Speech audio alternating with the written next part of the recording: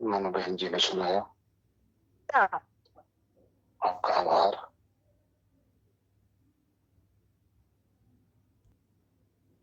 मनु त्यागी बहन जी पे वो आपको मजबूर कर दे रहा है,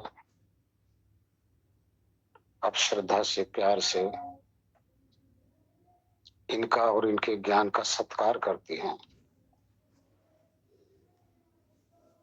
इसी कारण से किसी के प्रति जो आकर्षण होता है ये कारण बनता है। अगर किसी के प्रति श्रद्धा नहीं है, प्रेम नहीं है ज्ञान के प्रति, देखिए कोई प्राणी से कोई प्रेम नहीं करता है। किसी के अंदर जो काबिलियत है ना, उस काबिलियत का सत्कार होता है। तो मनु त्यागी बहन जी के अंदर काबिलियत है, ज्ञान है, इनमें प्रेम है। कौन नहीं पे श्रद्धा करेगा, कौन नहीं से प्रेम करेगा। परमात्मा ने इनको गॉड गिफ्ट दिया है, तो इसी तरह से हर प्राणी एक दूसरे पे श्रद्धा प्रेम प्रकट करता है।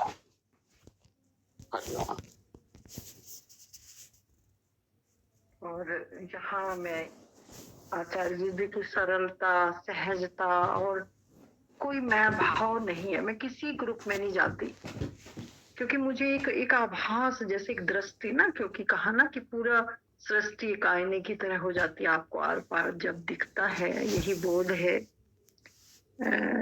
इसलिए संत बुद्ध पुरुष सत्य नहीं कहते। वो सत्य इसलिए नहीं कहते क्योंकि सबके मन की अवस्था को पढ़ते हैं वो और जानते हैं।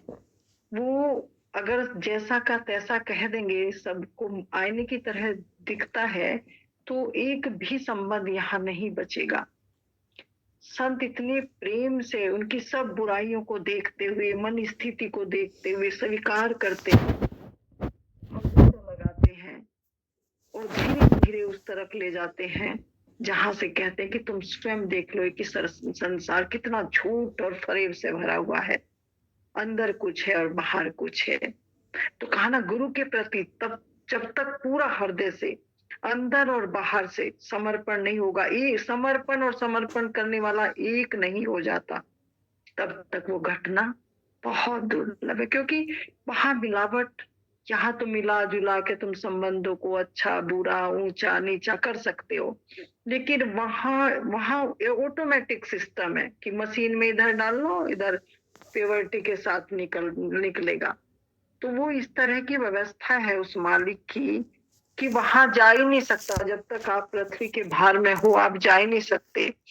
और आचार्य जी के ग्रुप में आके मुझे कभी ऐसा नहीं लगता कि मैं किसी दूसरे ग्रुप में आई, क्योंकि अंदर जो उनका भाव है आचार्य जी का मेरे प्रति, कभी मैंने बदला हुआ नहीं देखा।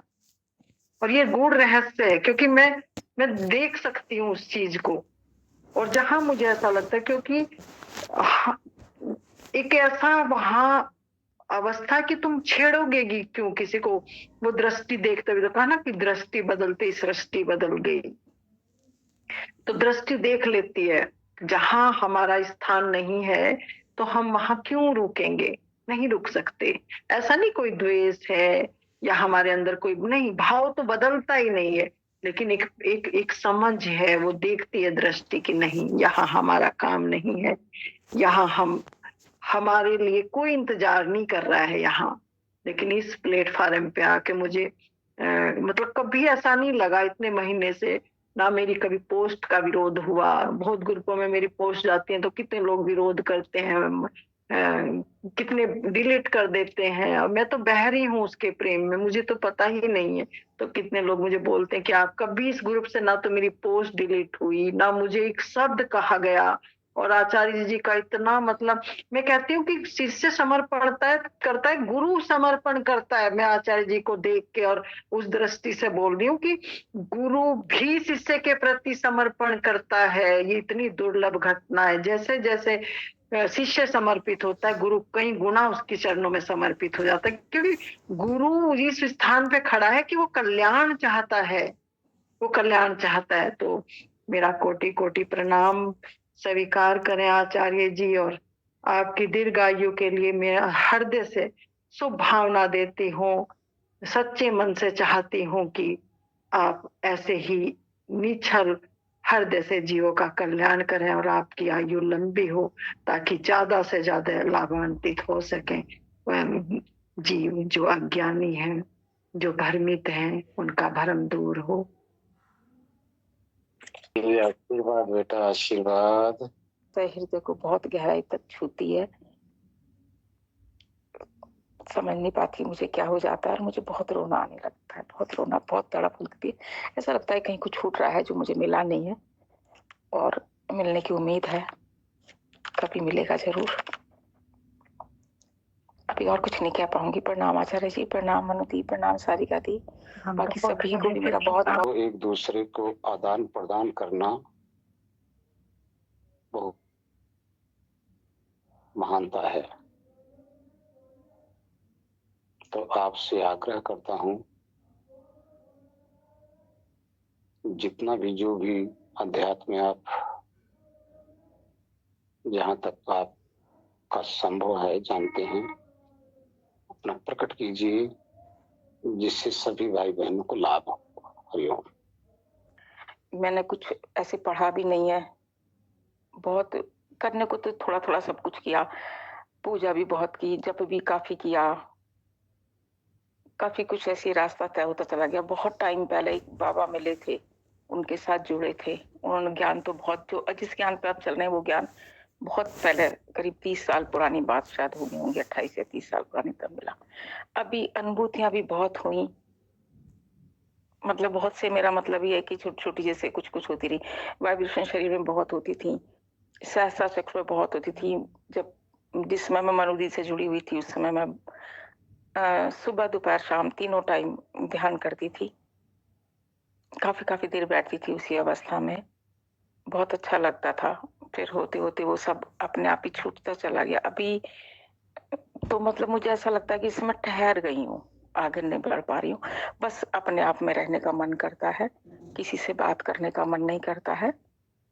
अभी कुछ दिन पहले यहाँ पे भी मुझे एक थोड़ा सा एक अच्छा सा अनुभव ऐसा हुआ था कि मैं मेडिटेशन नहीं कर रही थी, ऐसे ही थी, बस बाथरूम में गई थी, नहाई थी, उसके बाद में अचानक से ऐसी घटना हुई कि एकदम से मुझे ये नहीं पता चला कि मैं हूँ नहीं हूँ। एकदम से मुझे लगा कि जैसे मैं खड़ी थी, कि मैं हूँ नहीं, एक बिल्कुल पतली लकीर सी, जैसे मेरा शरीर सिकुड़ के एक जैसे मात्र जैसे कोई वृक्ष या कुछ ऐसा समझ लीजिए सूखा सा, ऐसा मुझे हल्का सा बहुत क्षण भर के एहसास हुआ।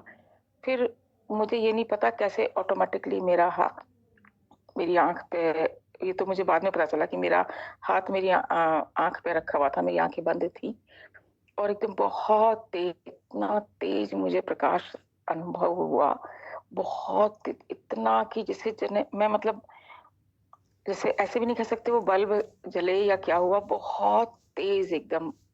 और फिर उस तेज प्रकाश में फिर मुझे जैसे ब्लू कलर के वो आकृति राउंड भी नहीं थी, वो जैसे जैसे फुलझड़ी होती है ना, जब फुलझड़ी हम चटकाते हैं तो एक मेन होती है और उस छोटे छोटे कण फूटते चले जाते हैं, ऐसे वो छिटक रहे थे बहुत, 1 से 2, 2 से 3, 4 से 5, कितनी हजारों लाखों की संख्या में वो होते चले गए।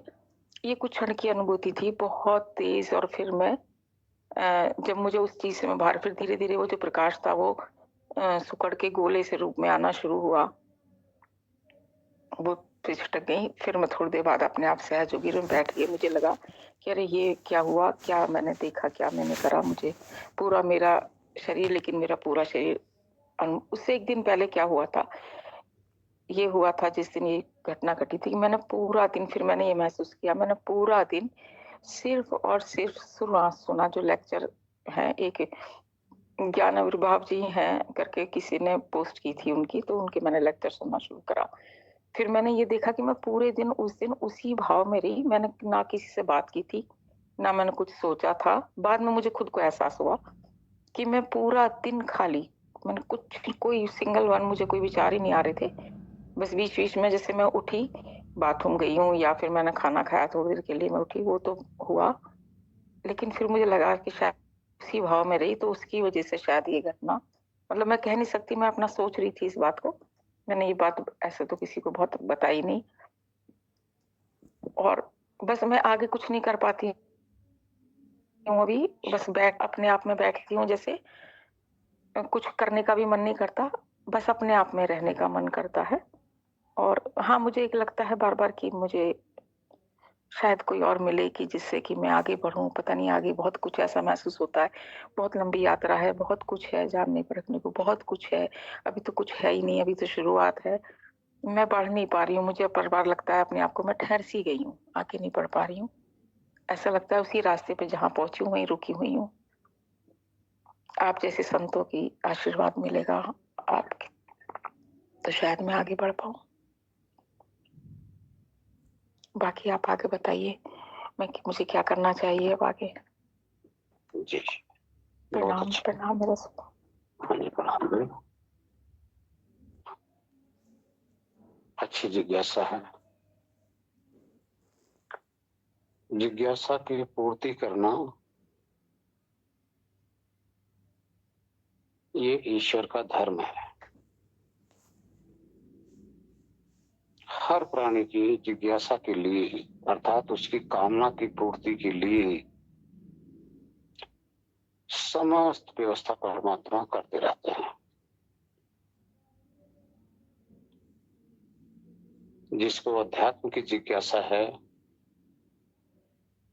उसकी कामना की पूर्ति के लिए परमात्मा आध्यात्मिक प्राणियों का संग कराता है। जिसको भोग की वासना है, उसकी जिज्ञासा की पूर्ति के लिए परमात्मा संसारियों से मिलाता है। कि व्यवस्था करना ईश्वर का धर्म है, ईश्वर का काम है। आपके अंदर जिज्ञासा बहुत है। उम्मीद है आपकी यह जिज्ञासा बहुत ही जल्द, समय नहीं लगेगा, पूर्ति इसकी हो जाएगी। हमें जहां तक प्रभु पे विश्वास है, बहुत जल्दी। ध्यान दें, अभी आपने जिस अपनी अवस्था का वर्णन किया है, जब आपको प्रकाश दिखाई दे रहा था, उस समय देखने वाला कौन था? जिसको आप देख रहे थे आया, चला गया, लेकिन आपको बहुत प्रिय लगा, अच्छा लगा, क्योंकि ये संसार के हर विषयों से हट कर ये आपकी उपलब्धि थी, अनुभूति थी। लुभावना लगता है, सबको लगता है, लेकिन ध्यान रहे ये भी एक मन की प्योर अवस्था है, मन की शुद्ध अवस्था है। जब मन हमारा वृत्तियों को दिखाना बंद करता है, तो जिस तत्व से मन बना हुआ है, जब मन स्थिर हो जाता है, तो मन के अंदर जो गुण है वो गुण प्रकट हो जाते हैं।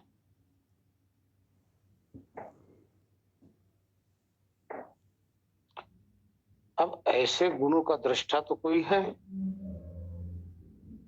जो है वो सत्य है, वही आत्मा है। अब हमें वहां से थोड़ा सा और पीछे आना है। जिसने उसको देखा, जिसने उसको जाना, उसको जानना शेष रह गया है। जब उसकी तरफ हम रिवर्स मारेंगे, बैक गियर लगाएंगे, तो ये सत्य की अनुभूति होगी। सत्य का अर्थ देखिए, वो दृश्य गया, लेकिन उसका ज्ञाता तो आज भी विद्यमान है। जिस समय वो ज्ञान हो रहा था उस समय भी विद्यमान था। जब भी उसकी स्मृति हुई तब भी विद्यमान है। ये जो सत्य है ये शाश्वत है, सदा रहता है। इसमें परिवर्तन नहीं होता, ये अपरिवर्तनशील है। इसी तत्व को हमें ग्रहण करना है, इसी तत्व की हमें खोज करनी है। ध्यान रहे, ये तत्व न आता है न जाता है, सदा ही जानने के लिए उत्सुक रहता है। यही चेतन है, यही आत्मा है, यही अविकारी है, यही हम आप सब हैं। ये अमरण धर्म है।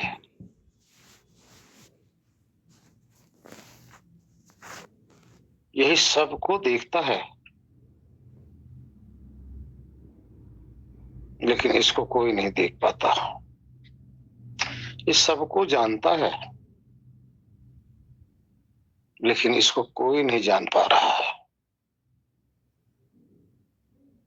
बस इसी को जानना है, यही हमारा लक्ष्य है।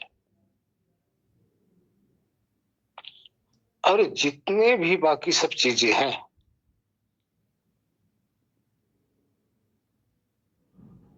वो पर है,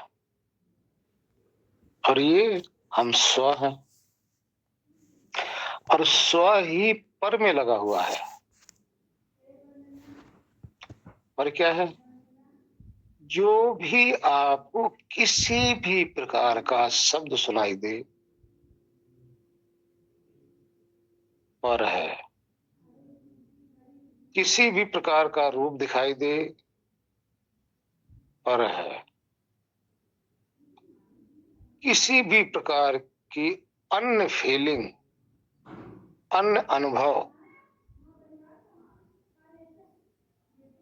ये सब पर है, अर्थात दूसरा है। वह इन्हीं दूसरे से अपने आप को छुड़ा लेना है, इन्हीं दूसरों से अपने आप को बचा लेना है। ये जितने भी दूसरे हैं,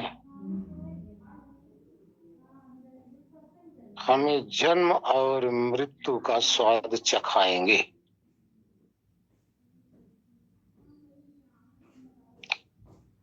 और ये जो चखने वाला है, ये जो स्व है,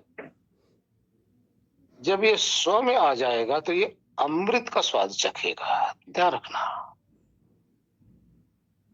दूसरे में जन्म और मृत्यु का स्वाद है और अपने में अमृत का स्वाद है। दूसरे में दुख और सुख है, अपने में आनंद है, अपने में ज्ञान है। जब अपने स्वरूप का एहसास होने लग जाता, अनुभव होने लग जाता है, तो हर्ष होता है। वो हर्ष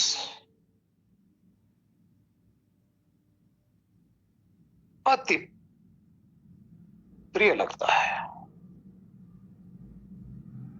जिससे बढ़कर सृष्टि के अंदर कोई आपको प्रिय लगेगा ही नहीं। तो ऐसे प्रियतम जो हमारे अंदर या हम ही हैं या हमारे अंदर विद्यमान है, उसको प्राप्त करके ही हमारे लक्ष्य की पूर्ति हो जाती है।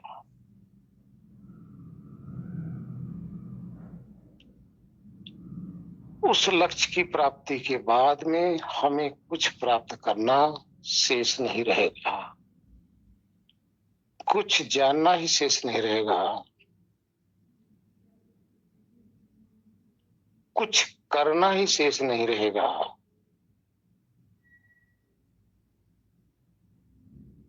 क्योंकि उसके न तो बराबर कुछ है, न उससे उत्तम कुछ है। लेकिन ये भी ध्यान रहे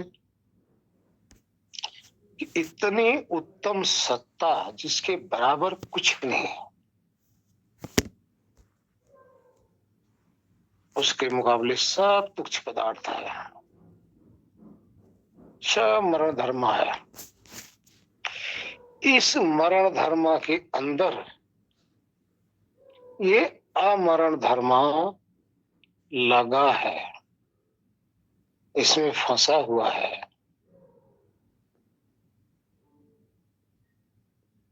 बहुत ही दुख की बात है, बहुत ही। एक राजा होकर, शहंशाह होकर इस मिट्टी के अंदर अपने आप को मिट्टी करने लग रहा है और स्वयं को मिट्टी ही समझ रहा है। दृश्य के अंदर लगकर अपने आप को इस दृश्य से परे समझ नहीं पा रहा है। कितनी बड़ी अज्ञानता है हमारे पास। इसी को हमें दूर करना है। हमें कुछ मिलेगा नहीं, सब मिला मलाया है, छूटता ही नहीं कुछ हमारा। बस सिर्फ इस अज्ञानता को हमें समाप्त करना है। किसकी अज्ञानता को? जो ये सब का दृष्टा है, सबका दृष्टा होते हुए भी, सबका ज्ञाता होते हुए अपनी समझ नहीं है, अपना ज्ञान नहीं है। देखिए, आंख बंद करोगे सब कुछ दिखेगा, प्रकाश भी आएगा, अंधकार भी आएगा, अनाहत भी आएगा, गंध भी आएगा, सब कुछ आएगा, वृत्तियां भी चलेगी, विचार भी देखोगे। ये तो सब कुछ समझ में आ रहा है, सबके पकड़ में आ रहा है। लेकिन जो पीछे से इसका अनुभव करता है, जो इसका ज्ञान करता है, वो निराकार ही तो देख रहा है इसको। वो आत्मा ही तो इसको समझ रहा है। वो आपका ही तो स्वरूप है, यही तो आप हो। कहाँ खोए हो? लेकिन अज्ञानता ये है कि जो दिखाई दे रहा है उसको स्वीकार करना, उसको मानना, लेकिन जो देख रहा है उसको इग्नोर कर देना है। उसको नहीं मानना है, उसको नहीं जानना है, फिर भी कहते हैं कि मैंने ही तो देखा, मैं ही थी, मैं ही था, मैंने ही जाना। अरे भाई, जब जिसने जाना वो कौन है? क्यों नहीं पकड़ रहे उसको, जो सब कुछ है, जिसके होने से सब हो रहा है, और जिसको ये भी पता है कि हमने देखा, हमने जाना, हमने सुना, हमने अनुभव किया। बस सार तत्व को छोड़ देते हैं, त्याग देते हैं, भूल जाते हैं, सार तत्व से अनभिक्ष हो जाते हैं और असार में फंस जाते हो। यही हमारे जन्म और मृत्यु का कारण है। जब असार में लगे रहोगे, इस कचरे के अंदर फंसे रहोगे, तो ये कचरा आपको जन्म दिलाकर फिर जन्म मृत्यु के फांस में आपको फंसा लेगा। थोड़ी सी समझ करनी है। जो जान रहा है उसकी तरफ दृष्टि मोड़ दो। जो देख रहा है उसको देखने का प्रयत्न करो। जो सुन रहा है उसको सुनने का प्रयत्न करो। वो सत्य है। सत्य को इस असत्य में मत लुटा दो। एक एक क्षण इस जीवन का आपका चला जा रहा है और प्रति क्षण वो मौजूद है, हटा ही नहीं। अनुभव करो, आपका वो स्वरूप है। इसी को आत्मा कहते हैं। इसी ने शरीर के नाम से अपने आप को जोड़ रखा है। यही इसकी अज्ञानता है। इसी ने मन से अपने आप को जोड़ रखा है। यही इसकी अज्ञानता है। इसी ने शरीर के रूप के साथ अपने को जोड़ रखा है। यही अज्ञानता है। कहने का तात्पर्य है, संग दोष करके वो अपने आप को भटका रहा है। इसी संग दोष से आपने मुक्त होना है।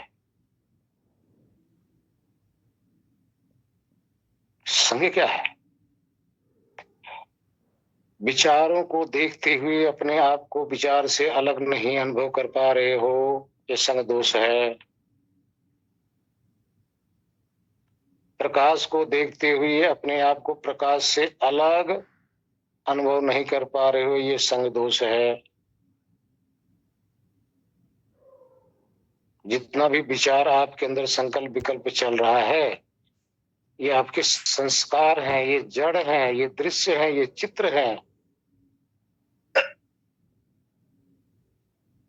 इन्हीं चित्रों में अपने आप को लुटा बैठे हो। ये कचरे हैं। और ये जो जो इनको देख रहा है वो हीरा है। हीरे को आपने कचरे में खो दिया है। भाई, यही अज्ञानता है।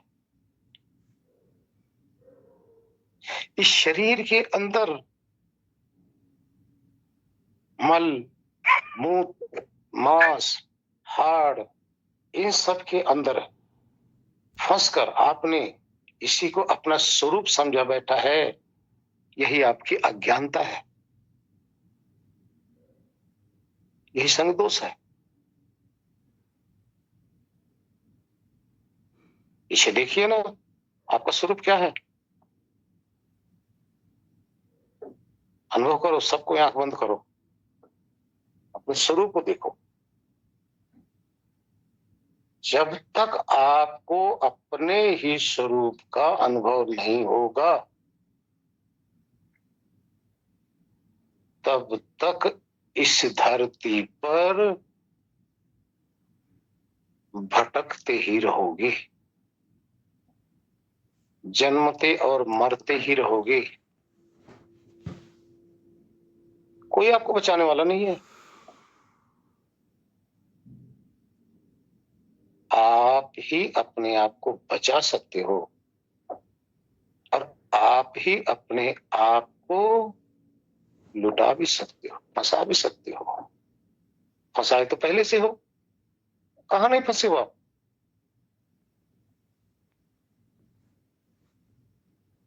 जब आप बैठते हो, अंदर आपके देखो कितने प्रपंच चल रहे हैं, कितने चित्र चल रहे हैं।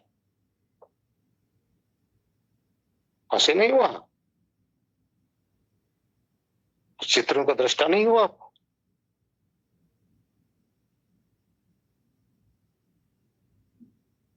लेकिन ये चित्त से जो परे है, यही आत्मा है, यही आप हो। उसको ग्रहण करो।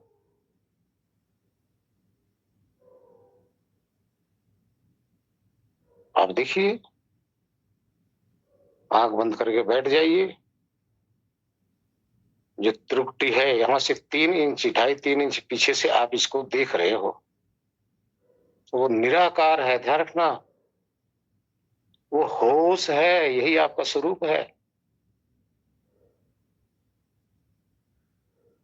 न हाड़ है, न मांस है, न चाम है, न रक्त है, न मल है, न मूत्र है, न आंख है, न कान है, न जीवा है। कुछ नहीं है, फिर भी है अंदर, फिर भी है। इसी आपके होने से आपकी शरीर जीवित लग रही है। यही जब आप यहां से अलविदा हो जाओगे, इस शरीर में किसी भी प्रकार की कोई एक्टिविटी नहीं होगी। समस्त एक्टिविटी के कर्ता आप ही हो।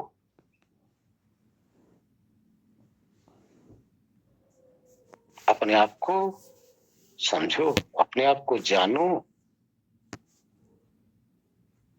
अपना साक्षात्कार कीजिए। यही जानने योग्य पदार्थ है, यही ज्ञान स्वरूप तत्व है। बाकी सब अज्ञान स्वरूप है, सब विज्ञान है। विज्ञान को जानने से आपका लाभ नहीं होगा, शरीर का तो लाभ होगा। शरीर के भोग का लाभ हो सकता है विज्ञान से,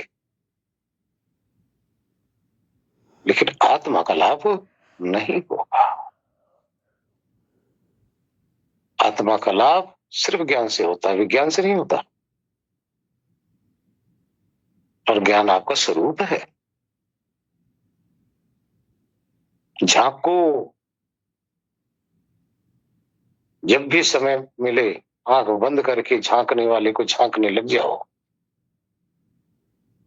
देखो कौन किस कोठरी से आप झांक रहे हो, जरा अनुभव करो ना। कहां से सुन रहे हो, अनुभव तो करो। आप सुन रहे हो कि नहीं सुन रहे हो? जिसको सुनाई दे रहा है, इसका कोई आकार नहीं, इसका कोई प्रकार नहीं, इसका कोई रंग नहीं, इसकी कोई शरीर नहीं, ये तो अशरीरी है, फिर भी सुन रहा है ना। कितना बड़ा प्रूफ है कि सुन रहा है। आपसे प्रश्न करूं कि आपने सुना? कहोगे हाँ सुना। कहाँ हो आप? भूल जाओगे कहाँ हो। फिर बांध लोगे किससे? शरीर से, वाणी से, मन से। संग दोष में लग जाओगे। अभी जिस समय आप सुन रहे हो बिल्कुल असंग हो। सुनते समय जब एक टक आप सुन रहे हो, उस समय आप सबसे हटकर असंग होकर इस भाव को ग्रहण कर रहे हो। यही आप हो। ये खाल नहीं हो आप, हड्डियां नहीं हो आप, इसके अंदर रक्त चल रहा वो आप नहीं हो।